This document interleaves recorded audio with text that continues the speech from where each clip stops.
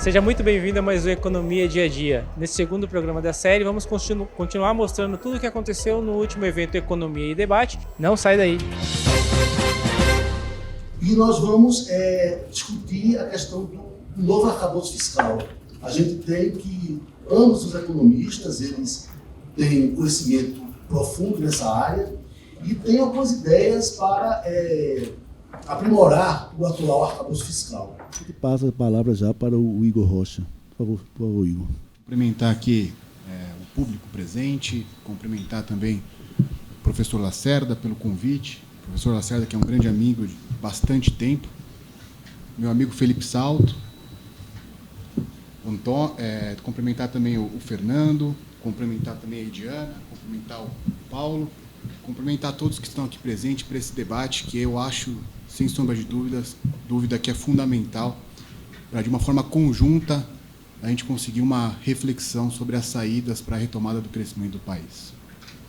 O Felipe falou do plano fiscal de médio prazo e retomou a importância do planejamento. Eu concordo plenamente com ele. A Fiesp recentemente até tratou, né, dessas questões fiscais num debate muito importante com instituições relevantes em um ciclo de seminários que ainda está em curso entre a Fiesp e o TCU. Segunda-feira eu estava lá e o tema foi exatamente o plano fiscal de médio prazo, certo? O Brasil, cabe recordar, dos anos 50 aos anos 80, cresceu a uma média acima de 7%. O que se chamou de década perdida, na média dos anos 80, o Brasil cresceu ali em torno de 1,5%. Nos últimos 10 anos, o Brasil cresceu 0,5%. Estou arredondando. Ou seja, os últimos 10 anos foram piores do que a chamada década perdida, né? E isso gera muita aflição para nós economistas e, sobretudo, para a minha geração, que é a mesma geração do Felipe, nós temos, inclusive, a mesma idade, que nós nascemos na década perdida e nós não presenciamos um crescimento perene e forte, né, do país, como muitos daqui tiveram a sorte de presenciar. Muito disso, né, dessa aflição e de caminhos para reconstruir o país com um planejamento e visando pensar grande, com a ambição do Brasil voltar a ser um país líder do crescimento global, foi tratado, por exemplo, no livro Reconstrução, que o Felipe organizou junto com a Laura e com o João, e que eu tive o prazer de escrever o capítulo de infraestrutura. Cabe destacar que o Brasil, nos anos 70, investia cerca de mais de 5% do PIB em infraestrutura. Nos anos 80 caiu para 3,2%, nos anos 90 para 2,5%, hoje a gente investe 1,7%. 1,7% não repõe sequer a depreciação dos ativos, né? A reposição teria que ser mais ou menos, pelo menos 2,4%, 2,5% do PIB. Cabe destacar ainda, e por isso que eu trago esses números que são alarmantes, porque é importante trazermos essas informações à tona. Tínhamos um estoque de infraestrutura similar a países como Inglaterra, 56% do PIB nos anos 80. Hoje temos 36% do PIB, que é um patamar similar ao da África do Sul. Ou seja, nós regredimos, nós perdemos infraestrutura ao longo do tempo, nós perdemos a capacidade de planejar, por isso que isso aconteceu, né? Depois dos anos 80, o Brasil teve total perda da capacidade de planejamento de curto, de médio e longo prazo. E muitos economistas acham que é possível recuperar isso e que o desenvolvimento acontece como uma geração espontânea. Não acontece. Não acontece, né? É importante lembrar, e eu sempre falo para alguns colegas meus, que São Paulo, de fato, é a vanguarda, é a locomotiva do Brasil, né? Até porque o processo de industrialização se deu de forma muito mais forte aqui, 30% das indústrias estão aqui. Então, é possível, muitas vezes, ter uma atratividade privada superior, né, a outros estados, sobretudo a outros municípios do Brasil. Muito se foi feito no estado de São Paulo, de maneira com grande êxito e muita competência, que foram as concessões. E o Brasil, infelizmente, não é São Paulo, né, por questões mesmo específicas de desenvolvimento históricas. E é impossível, pensando em Brasil, acreditar que sem o investimento público vai ser possível recuperar essa economia. como o Felipe disse, dados da administração pública eram em torno ali, acima de 10% nos anos 70, hoje está em torno de 1,5%, né, no que se refere ao investimento. Ou seja, nós retrocedemos muito. E esse debate, eu sempre gosto de dizer, tem que ser feito com muito pragmatismo. Quando falamos a respeito da importância do investimento público, e, obviamente, estamos falando isso dentro de um arcabouço fiscal, obviamente, responsável também. Não são coisas antagônicas, como algumas pessoas, alguns economistas tendem a colocar, né? O Brasil, na minha percepção, a única forma de recuperar o crescimento é investimento e exportações, repita, né? Nesse sentido, eu sou muito caudoriano. E, para tanto, o Estado, seja como planejador, seja como investidor, tem um papel fundamental. Trago números, por exemplo. China investe em infraestrutura cerca de 13%. Chile, acima de 5%. Bolívia, acima de 4%. Argentina, acima de 3%. Nem estou falando de Taiwan, de Filipinas, de outros países do Sudeste Asiático, porque falar da China já acaba sendo covardia. Então, já está exemplificado, né? E é preciso exatamente esse entendimento de que o privado e o setor público precisam caminhar juntos, né? Parar com esse antagonismo que muitas vezes é colocado como se o setor privado fosse inimigo do setor público, ou mesmo o setor público fosse inimigo do setor privado. Até porque o capitalismo só existe porque existe o Estado. Se não existisse o Estado, nós estaríamos não seria o comunismo, seria o anarquismo, a total, né, falta aí de governança e de planejamento do país e dos Estados. Então, é muito importante exatamente recuperar esse entendimento, né, parar com essa demonização do Estado. Nós, por demonizarmos o Estado, perdemos a capacidade de crescer.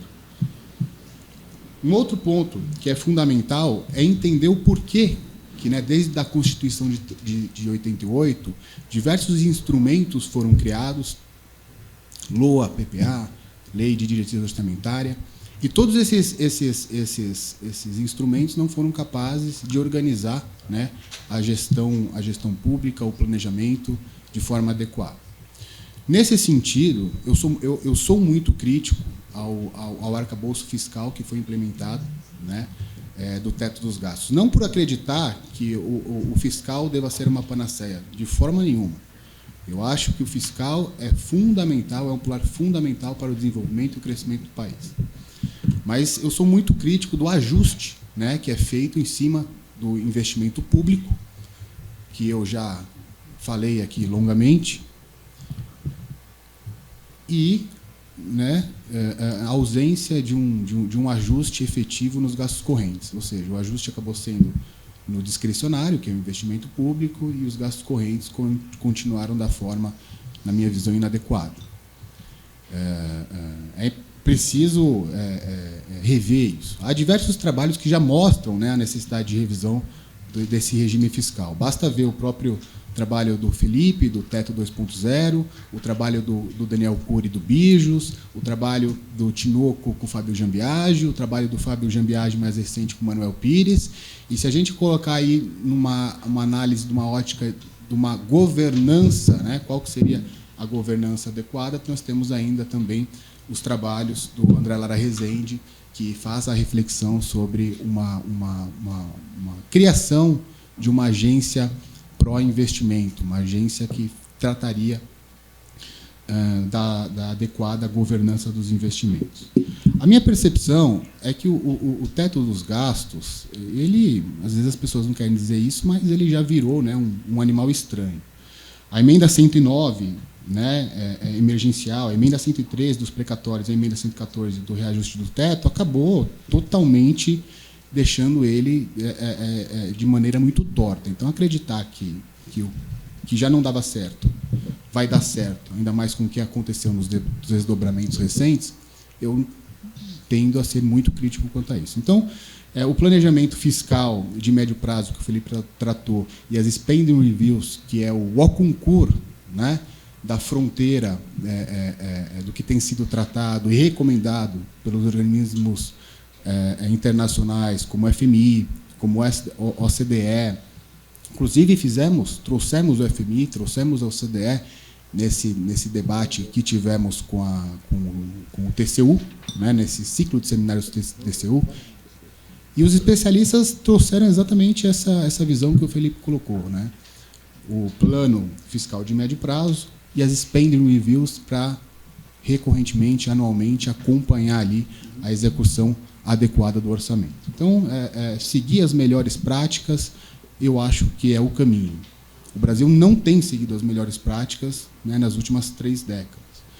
E quando eu falo isso, não é de forma nenhuma querendo fazer alguma apologia sobre algum tipo de regime que tinha dos anos 50 até os anos 80, mas entender que ali o planejamento foi fundamental para o nosso processo de industrialização, e inclusive São Paulo é o que é hoje pelo planejamento que foi feito na ocasião.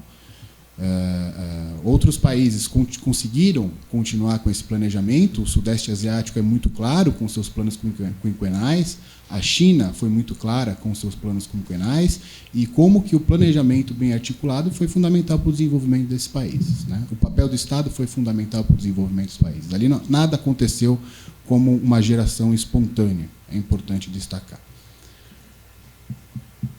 Outras questões são fundamentais para serem tratadas quando discutimos a questão do crescimento: política monetária, questão da volatilidade cambial, reforma tributária.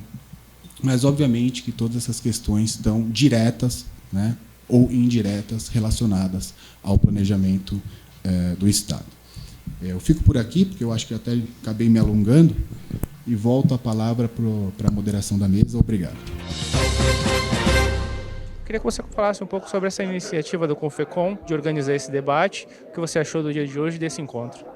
Fundamental, eu acredito que o diálogo em instituições como o Confecom, trazer o assunto da questão fiscal para o desenvolvimento econômico e social do país é central, né? Tivemos aqui hoje o Felipe Salles, secretário da Fazenda do Estado de São Paulo, que é um especialista, teve uma trajetória fantástica quanto à atuação em temas relacionados a finanças públicas, e o debate com o professor Lacerda, presidente do Confecom, e com os demais que estavam compondo a mesa, foi muito positivo, gostei muito de participar.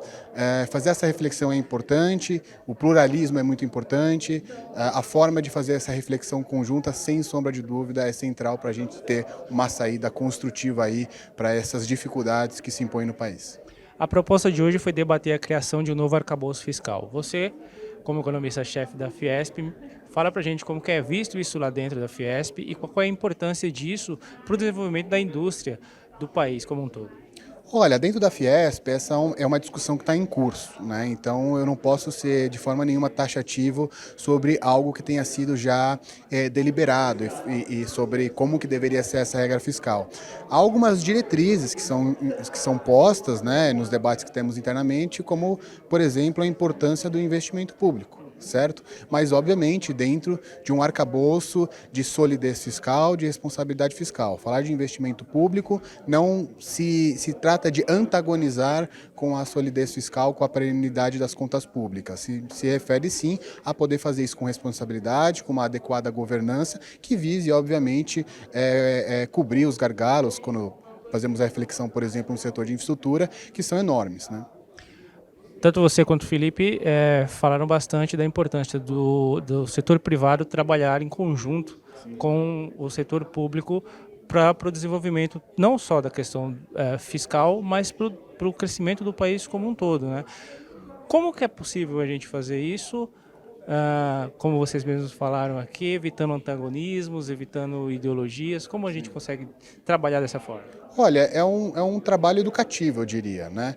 Porque por muito tempo, ou então em alguns momentos delicados do país, sobretudo no período mais recente, foi feita essa antagonização, né? Sendo que não existe isso. Qualquer país, para crescer, precisa do setor público e do setor privado atuando. Ambos atuando de forma eficiente e sinergética, né? Esse relacionamento simbiótico entre setor privado e setor público é fundamental para atenuar as desigualdades sociais do país e, obviamente, fomentar o crescimento econômico. Então, esse é um trabalho mesmo aí de conversa, de diálogo para esse entendimento, e tratando aí, obviamente, de dados, trazer dados, mostrar como que é a realidade internacional, os planos que estão sendo empreendidos mundo afora e como que se dá a relação e a participação pública e privada nos mais diversos segmentos da economia. E como entra essa ideia de plano fiscal de médio prazo dentro desse contexto? O plano fiscal de médio prazo, ele entra no contexto de planejamento, certo? É fundamental recuperar o planejamento do Estado. As coisas não acontecem do nada, tá certo? Famílias planejam, as empresas planejam, possuem áreas de planejamento, certo? O Felipe ele fala muito isso. Quando você não sabe onde quer chegar, todo vento joga contra. Então você saber onde você quer chegar, fazer o acompanhamento adequado da política pública, ter metas, ou seja, ter uma governança para este fim, é fundamental para a gente conseguir recuperar o crescimento da economia. E para a gente encerrar, vocês falaram muito também da questão do teto de gastos. Como que o teto de gastos, de certa forma, talvez seja necessário ser revisto dentro dessa proposta de novo arcabouço fiscal. Fala um pouquinho para a gente sobre isso. A minha visão é que o teto de gastos, sobretudo com as emendas que ocorreram, né, nos últimos 2 anos, 3 anos, acabou desvirtuando os propósitos do teto. Então hoje o que você tem, na minha visão, é uma narrativa do teto, mas ele já foi desvirtuado há muito tempo. Então é preciso a gente pensar qual que seria a melhor regra, uma regra pragmática, uma regra pró-desenvolvimento, obviamente respeitando a solidez fiscal, mas uma regra que tenha o entendimento que gastos distintos têm que ter regras distintas, até porque não é tudo a mesma coisa, não há uma regra geral. Né? Então é importante respeitar isso e a partir disso, sobretudo como por exemplo, destacando a importância de investimento público, pensar numa governança adequada para que os investimentos tenham maior retorno econômico e social para o país. E como propor isso com um Congresso, por exemplo, que propõe taxar uma taxa máxima para o ICMS, por exemplo? Como que os estados podem trabalhar com isso? Olha, é importante destacar que as limitações fiscais dos estados, dos municípios, do governo federal são distintas, né? São entes com propriedades distintas. A margem fiscal que o governo federal tem diante dos subnacionais é muito maior por obviedades que vocês bem sabem. Vamos dizer assim, ele tem maior elasticidade do ponto de vista fiscal do que os estados e os municípios. Esse é um ano delicado de eleição, não acredito que grandes mudanças virão, porque obviamente que a sociedade, a opinião pública e o próprio Congresso se volta para as eleições, como recorrentemente acontece a cada 4 anos, mas sem sombra de dúvida vai ser uma agenda fundamental para ser tratada no primeiro ano de governo, seja qual for esse governo. E o que você prevê para esse novo ano de governo, um novo Congresso, um governo reeleito ou um novo presidente? O que é que vocês lá da Fiesp e você especial imaginam que vai acontecer em 2023 aqui no Brasil? Nós não fazemos previsão, até porque a Fiesp, né, na atual gestão, tem claramente um direcionamento apartidário. Então a ideia é tratarmos com qualquer governo que exista, né, que em 2023 estará em curso. Então, qualquer governo vai ser tratado da mesma forma, que esse é o papel da Fiesp, né, ser partidária e ser republicana, sobretudo, defendendo aí o desenvolvimento econômico e social do país. Esse é o direcionamento. Então, previsões do que vai acontecer nós não fazemos, mas seja lá quem ganhar a eleição, vai ter o nosso apoio do ponto de vista da melhoria do país, sem sombra de dúvida. Muita coisa foi debatida nesse segundo programa da série. Quer saber como foi o restante do evento? Então não perca o próximo Economia Dia a Dia. Te vejo lá!